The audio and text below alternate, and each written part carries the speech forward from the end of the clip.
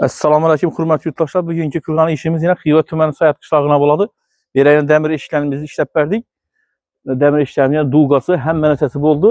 Duğaları, nələri, nerjevikələri yine altı svetdən bolğan. Kulaqları paçminkli kulaqdan orijinal, zavodski kulaq. Zamoklarımız 5 şilti zamok, həm muhakkidin. Belə yine aynalarımızdan işləb bərdik. Mokri svetdə boldu aynalarımız yine. Ofşi ilə belə 5 ayna işləb bəriyəmiz. 5 ayna 3 dəmir eşik işləblərimiz, darvazası ham boldular, kete darvazası.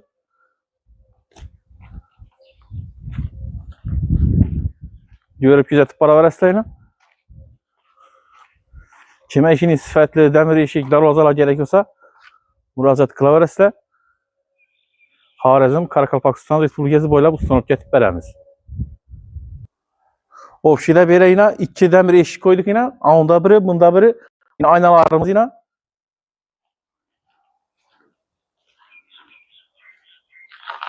Yine aynalarımızda acayip böyle atkozlardan çıkan. Bu cayımızda yine birilerini aynalarla ölçerik. Birilerini məkəlib 16 fərli siyonk etfərəmiz.